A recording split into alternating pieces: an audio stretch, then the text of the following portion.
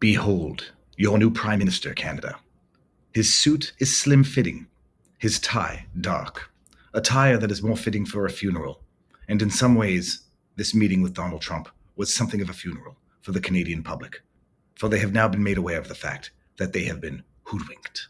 Mark, would you like to say a few words? Well, thank you, Mr. President. I'm on the edge of my seat, actually. I know. But thank you for your hospitality and above all, for your leadership. You're a transformational president, focus on the economy with a relentless focus on the American worker, securing your borders, ending the scourge of fentanyl and other opioids, and securing the world. And I've been elected with my colleagues here, with the help of my colleagues here. I'm going to spread the credit to transform Canada with a similar focus on the economy, securing our borders, again on fentanyl, much greater focus on defense and security, securing the Arctic and developing the Arctic. The history of Canada and the U.S. is we're stronger when we work together, and there's many opportunities to work together. And I look forward to, addressing some of those issues that we have, but also finding those areas of mutual cooperation. So Great.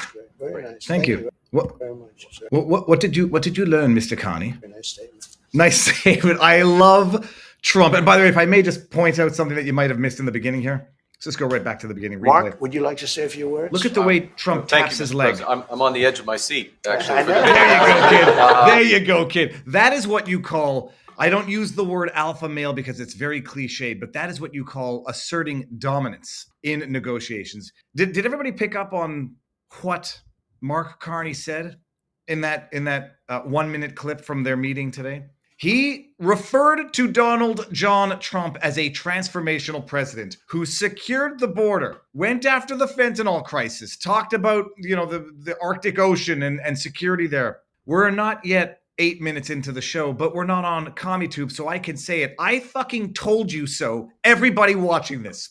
You look like transformational president? I can't even take credit for that because that's Robert Barnes's term. Referring to Trump as a transformational president for doing the basics, securing the border, taking care of fentanyl, and ensuring that you have geopolitical, geo-national security. Do you know what else it also sounds a whole hell of a lot like? Back in the day when Pierre Poilievre was running to become this man's position right here, the Prime Minister of Canada. And I said, February 3rd, 2025, all Pierre had to say was, quote, "We will work diligently with the Trump administration to secure the border, tighten up our lax immigration policy, and work vigorously to crack down on the illegal drug trade."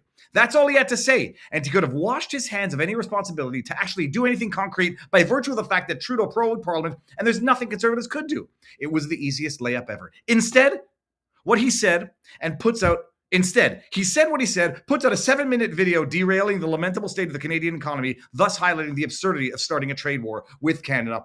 A monumental fumble. Unbelievable. But there was another one also. Not to pat myself on the back too much, but I will. Remember when I said not only was Trump giving him the layup, imagine how offended you would be if you were Trump. I offered you the layup. Here's the ball, Mr. Poilievre. Go slam it. Oh, no, that's right. You spike the ball on the ground, pop it, and then walk off the field. Imagine being Donald Trump, imposing tariffs on Canada, and in so doing, giving the biggest layup to Pierre Poilievre, where all Pierre had to say was, if it weren't for the Liberals, we wouldn't have these tariffs. But instead, Pierre says, if it weren't for Trump, we wouldn't have these tariffs. And then he pops the ball and leaves the court. That was Mark. What's his middle name? It's Mark J. Carney also. I don't know what his middle name is. Meeting with Donald John Trump.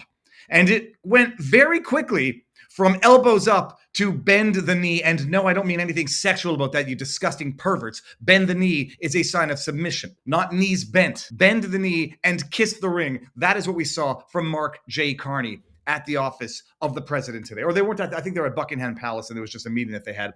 It lasted about 40 minutes of them talking. I think Mark Carney said 3 statements, maybe 4 statements. A lot of hemming on. All right, whatever. People, we're going to go over that. You're a transformational president, securing your borders, and other opioids, and Thank you very much. It's a very nice statement. You want to, I joked about how he tapped him on the knee and let him know who the big dog in the house was. Listen to them talk about whether or not there's anything that Mark Carney could say to Trump in their meetings today that would get Trump to lift the tariff. I wanted to do like the sunglasses coming over his eyes and the little doobie going in his mouth, but I can't do that. I didn't have enough time to work that. Is there anything he could say to you in the course of your meetings with him today that would get you to lift tariffs on Canada? Stop. Look at Carney's face. Is there anything he could say to you? The he is Carney right there. It's like the reporter's like, is there anything Mark Carney could say to you? No. Is there anything that piddly little pimple on your butt can say to you to get you to lift the tariffs? Is there anything he Look could at Carney. say to you in the course of your meetings with him today that would get you to lift tariffs on Canada? No, Why not? just the way it is. Good. Is there anything he could Just say the way. to you Why? in the course Just of the your way it meetings is. with him today that would Why get can't you I find the to window lift now to bring this? tariffs on Nope. Canada? No, Why not? just the way it is. Look at Carney. Oh, but I love his face of being like he's wincing like Is there anything he could say to you right now. in the course? I'm right here. Do it. They may as well call him governor.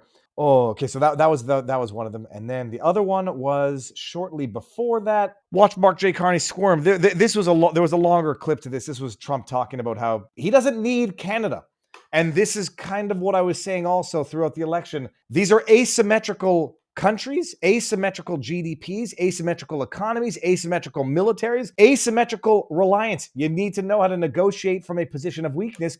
You can't come out like a Pierre Poilievre and say, we're going to fight.